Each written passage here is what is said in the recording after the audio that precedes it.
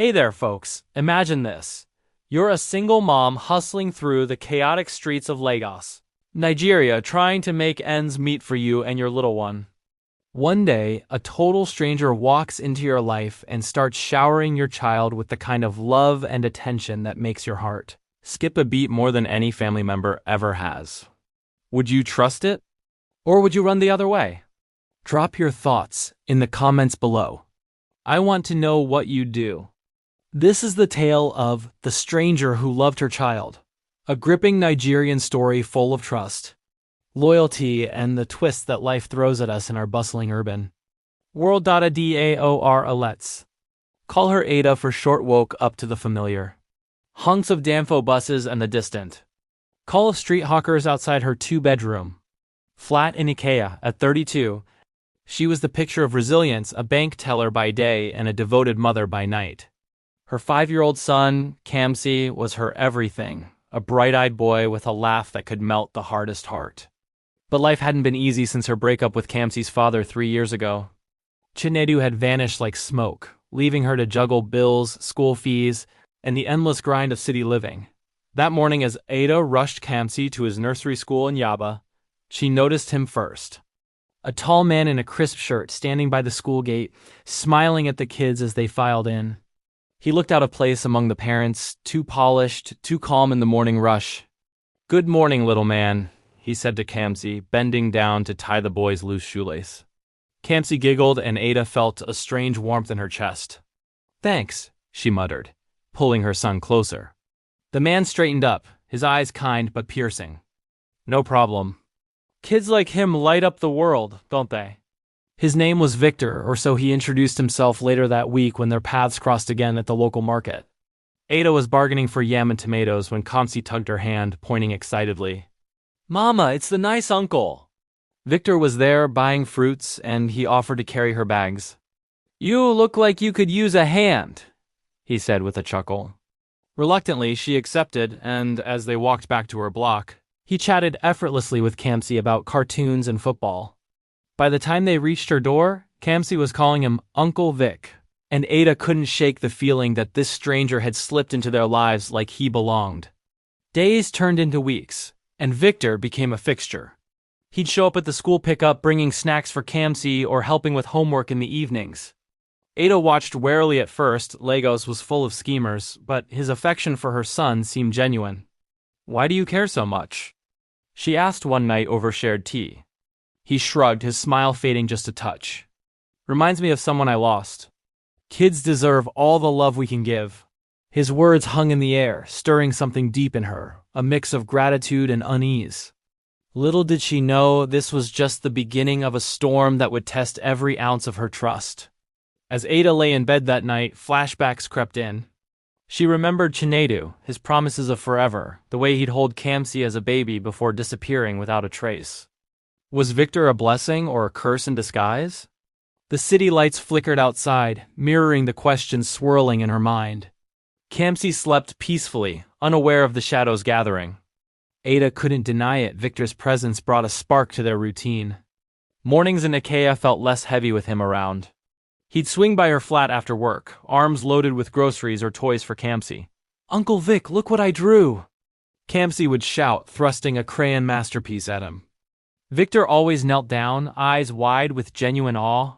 "This is better than Picasso, champ," he'd say, ruffling the boy's hair. Ada watched from the kitchen, stirring egusi soup, her heart tugging between joy and caution. One evening, as the sun dipped behind the high-rises, Victor stayed for dinner. The three of them sat around the small table, laughter echoing off the walls. Kamsi chattered about school, and Victor listened like every word was gold. Ada felt a flicker of something she hadn't in years' hope. But then, as she cleared plates, her phone buzzed. It was her sister Ngozi calling from Abuja. "Ada, who's this man I hear about?" "Mama's worried." "Strangers in Lagos?" "You know better." Ngozi's words planted seeds of doubt. Ada hung up, staring at Victor as he helped Kamsi with a puzzle. Who was he, really? No family mentions, no clear job details, just vague talk of consulting in tech. She probed gently that night after Kamsi went to bed. "Tell me about your past, Victor." "Why no wife, no kids?" He leaned back on the worn sofa, his face shadowing in the dim light. It's complicated. Lost someone close. Doesn't matter now. His voice cracked just enough to make her back off, but the unease lingered. Flashbacks haunted her dreams that night. She saw Chinedu again, his charming smile during their university days in Nisuka. I'll always be here, he promised, before the arguments, the late nights, and finally the empty apartment. Waking up sweaty, Ada checked on Kamsi, his small chest rising peacefully. Victor's affection for him was unnerving, too intense, too quick. What if he wanted more than friendship? The next day at the bank, her colleague, Funmi, noticed her distraction. Girl, you look like you've seen a ghost. Spill. Over lunch in the canteen, Ada confided. Funmi's eyes widened. A stranger loving your child like that? Sounds romantic, but be careful. Men in this city have agendas. Funmi shared stories of friends duped by smooth talkers, scams, affairs, worse. Ada nodded, but inside, loyalty to her budding trust warred with pride. She wouldn't be fooled again. That afternoon, picking up Kamsi, Victor was there early, chatting with the teacher. He's great with the kids, the woman said. But as they walked home, Kamsi slipped his hand into Victor's, not hers. A pang of jealousy hit Ada like traffic in rush hour. Kamsi, come here, she said sharply. Victor glanced at her, puzzled. Everything okay? She forced a smile. Just tired. Later, alone, she scrolled through her phone, searching old messages from Chinedu.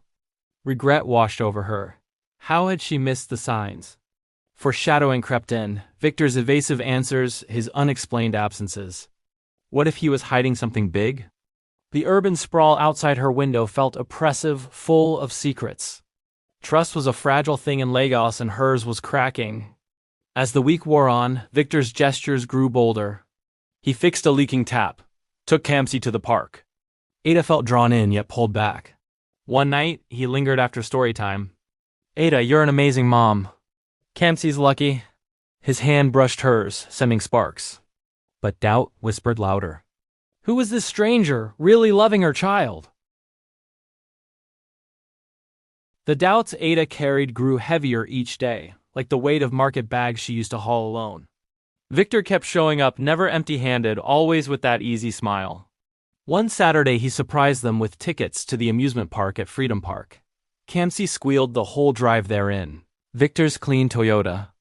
Windows down, breeze carrying the smell of roasted plantain from roadside vendors. Ada sat in the passenger seat, fingers tight around her phone, watching Victor's profile. He sang along to old fella tunes on the radio, making Kamsi clap in rhythm. For a moment, the city felt kinder. At the park, Victor lifted Kamsi onto his shoulders so the boy could see the Ferris wheel better. Higher, Uncle Vic! Kamsi shouted, arms stretched like wings.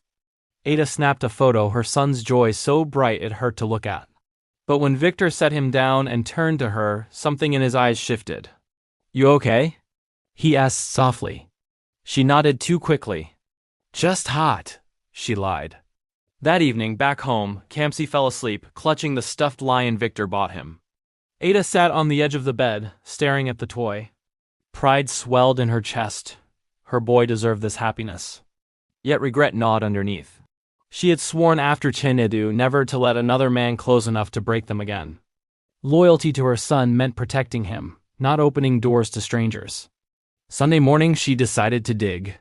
While Victor was supposedly at church, he never invited them along. She searched his name online, nothing, no LinkedIn, no Facebook trail, just a ghost. Her stomach twisted. She called Funmi again. Girl, I'm scared. He's too perfect. Funmi's voice dropped. Ada, men like that. Sometimes they run from something. Or toward something. Check his car next time he parks. See if there's anything telling. Monday after work, Victor arrived to pick Kamsi up from after-school club. Ada watched from the balcony as he helped the boy into the car. When they drove off, she hurried downstairs. His usual parking spot was empty, but she remembered he sometimes parked 2 streets over near the mechanic. Heart-pounding, she walked there. The Toyota sat under a mango tree. She peered through the window child's seat still in place, a football on the floor. Then she saw it, a small photo tucked in the sun visor. She couldn't make it out clearly, but it looked like a younger Victor holding a toddler. The resemblance to Kamsi was uncanny, the same wide forehead, same mischievous grin. Her knees nearly buckled. Was it possible? No. Chinedu had never mentioned a brother, a cousin. She backed away, mind racing. Flashback hit hard. The day Chinedu left, suitcase in hand, saying only, "I can't do this anymore." He never looked back. Had he started a new life? Had Victor been watching from the shadows all these years? That night Victor brought dinner jollof rice and fried chicken from a popular joint in Surrey. Kamsi ate happily, sauce on his chin. Ada barely touched her plate. "You seem quiet," Victor said, concern creasing his brow. She forced words out. "Just thinking about family." Blood ties. How far they stretch. He held her gaze a second too long. Sometimes family isn't blood. Sometimes it's choice. The words landed like stones in still water. She excused herself to the bathroom, splashed cold water on her face. In the mirror she saw fear, anger, a flicker of hope she hated herself for feeling. The urban night hummed outside Okada engines, distant music, life moving on while hers tilted on its edge. Suspense coiled tighter. Whatever Victor was hiding, it was close to surfacing. And when it did, nothing would be the same. Ada's world spun faster after spotting that photo. She couldn't confront Victor, yet needed proof. Something solid in the slippery streets of Lagos. Tuesday morning, she called in sick to work, dropped Kamsi at school, then headed to the cyber cafe in Oshodi. Fingers trembling on the keyboard, she searched deeper. Variations of Victor's name, tech consultants, anything. Hit a small article from 2 years back about a man named Victor Okafor, involved in a custody battle in Abuja. The details were sparse, but the photo matched. Her breath caught. Lost someone close? Maybe a child. Pride kept her silent that evening when Victor came over. He cooked pepper soup, the aroma filling the flat, while Kamsi played with blocks. Ada watched him stir the pot, his movements precise, familiar somehow. Flashback. Chinedu's kitchen disasters, laughing as food burned. But Victor was steady, like he'd done this 1,000 times for a family he never mentioned. "Pass the Maggi," he said, grinning. She did, her hand brushing his, regret flooding her for every moment she'd let him in. That night, after Kamsi slept, she pushed. "Victor, that article, I saw it. Custody battle?" His spoon clattered into the bowl. For the first time, his calm cracked. "How did you—" He rubbed his temples. "Ada, it's not what you think." But she pressed on, voice rising. "Then what? Why the photo in your car?" "The boy looks like Kamsi." He stood, pacing the small living room, the city noise a distant roar. "I didn't want to scare you." "The boy in the photo. He's my nephew. Chinedu's son." The name hit like a slap. "Chinedu? My Chinedu?" Victor nodded slowly. "My half-brother. We share a father, but different mothers." "He never told you about me." Ada's mind reeled, loyalty to her past shattered. "Chinedu had secrets?" Victor continued, voice low. "He left you, but he came to me broke, begging for help. Said he had a son he couldn't support. I sent money anonymously through the year's school fees, clothes. But when he died last year, car accident, I had to see Kamsi, make sure he was okay." "Died?" The word echoed. Ada sank onto the sofa, tears blurring the room. Foreshadowing from all those evasive talks clicked into place. "Why not tell me?" She whispered. "I thought you'd think I was after something. Or worse, reject the help. I just wanted to love him like family should." His eyes glistened. "Kamsi's my blood, Ada, but more than that, he's a good kid. Deserves better than what Chinedu gave." She sent him home that night, door closing with a finality that shook her. Alone, she pulled out old photos of Chinedu, tracing his face. Regret choked her years of anger, now mixed with grief she never knew. Freedom from the past felt close, yet tainted. Was Victor's love pure, or a way to ease his guilt? The urban lights mocked her from the window, secrets spilling like rain. Trust hung by a thread, and the biggest reveal loomed. Could she let him stay? But wait, something didn't add up. Chinedu's death, why no news? She grabbed her phone, searching frantically. No records. Doubt reignited, hotter than before. What if Victor was lying? The suspense clawed at her, pulling her deeper into the web. Ada spent the next days in a haze, the revelation from Victor churning like bad fuel in her gut. Chinedu dead? No obituary, no mutual friends whispering condolences. She replayed their last fight in her mind, him storming out, her screaming after him. Now this half-brother appears, loving Kamsi like his own. Loyalty to her son screamed to protect him, but pride made her question everything. What if Victor was the real deceiver? She confided in Ngozi over a video call, the screen flickering with poor network. Sis, he says Chinedu's gone. But nothing online. Help me check in Abuja old contacts? Ngozi, ever the practical one, promised to dig. Meanwhile, Ada kept Victor at arm's length. When he texted to see Kamsi, she replied curtly, "Busy week." But he showed up anyway, flowers in hand for her, a new backpack for the boy. "I miss the little guy," he said at her door, eyes pleading. Kamsi heard his voice and ran over, hugging his legs. Ada's heart-twisted betrayal loomed if this was a lie. That weekend, Funmi came over, bottle of palm wine in tow.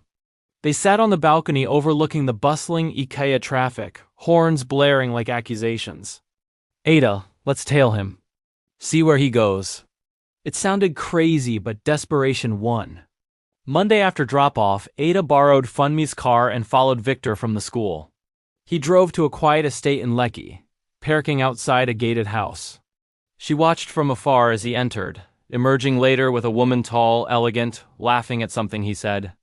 No ring, but the way she touched his arm spoke volumes. A girlfriend? Or more secrets? Flashback assaulted her. Chinedu's late nights, excuses about work. Was Victor cut from the same cloth? She drove home shaking, regret flooding forever trusting him. Freedom felt like a joke trapped in another man's web. That night, Ngozi called back. "Ada, big news. Chinedu's alive. Living in Port Harcourt, remarried. No death record because there was no death. Victor? He's not who he says. Old neighbors say he's Chinedu's business partner. Owed money. Maybe using you to get to Kamsi for some inheritance scam." The phone slipped from her hand. Inheritance? Chinedu had family land in the village, worth millions now with oil prospects. If he faked abandonment, Victor could be the front man. Emotional beats hammered. Anger at Chinedu, hurt from Victor's faux love. She confronted him the next day at a cafe in Yaba, away from Kamsi. "You're lying. Chinedu's alive. What's the real game?" Victor's face paled. "Ada, please. It's not like that." But she saw the flicker guilt. "You used my son. Pretended love to worm in." Tears stung her eyes. He reached for her hand, but she pulled away. "I do love him. But yes, Chinedu sent me. He wants back in. Through me. Forgive me." She walked out, heart pounding, the city swirling around her. Suspense peaked. What now? Revenge simmered, but redemption for her son mattered more. Little did she know the biggest twist waited at home.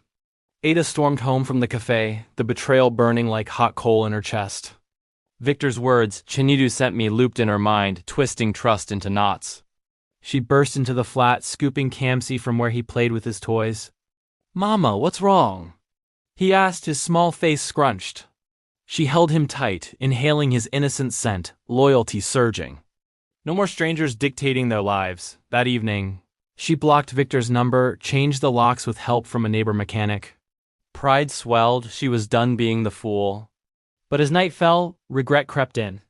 Kamsi's questions about Uncle Vic stung. "He'll come back, right?" the boy whispered at bedtime. Ada stroked his hair, fighting tears. "We have each other, baby. That's enough." The next morning, a knock shattered the quiet. Through the peephole, she saw Chinedu older, lines etched deeper, but unmistakably him. Her heart hammered. She opened the door a crack. "What do you want?" He shifted, eyes downcast. "Ada, Victor told me, I had to come." She let him in, not for him, but for answers. Kamsi peeked from his room, eyes wide. "Daddy?"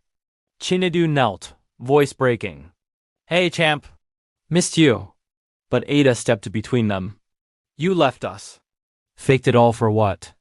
A new life?" He sighed, sitting heavily. "Debts piled up after my business failed. Thought disappearing was kinder than dragging you down. Victor helped cover tracks, sent money. But when the land inheritance came through, family plot in Enugu, I realized I couldn't hide forever. Sent him to check on you, but he fell for Kamsi. For you too. The twist hit. Victor hadn't lied entirely. Love for her child was real, but tangled in greed. He wanted a cut? She asked, voice steel. Chinedu nodded. We both did at first. But seeing Kamsi, it changed things. I want to make it right. Support, visits if you'll let me. Flashback to their good days. Picnics in the village, dreams of a big family. Now, urban isolation had hardened her. No, she said firmly. You don't get to waltz back. Kamsi's mine. We'll handle the inheritance legally, my lawyer's on it. Chinedu's face fell, but he nodded. I deserve that. But please, think about forgiveness. For him. He glanced at Kamsi, who clutched her leg. After he left, Ada sat with her son, explaining in simple terms. Some people come and go, but we stay strong. Kamsi nodded, hugging her. That night she felt freedom unshackled from past chains. Regret lingered for trusting Victor, but empowerment rose. She was the rock, the provider, the love her child needed. Weeks later, life steadied. No more strangers at the gate. Kamsi thrived, his laughter echoing in their home. Ada dated cautiously, but her heart mended. The moral sunk deep, trust earned slowly, loyalty fiercely guarded. In Lagos' relentless pulse, she found peace not in others, but within. And as for love? It started with her child, unbreakable, true.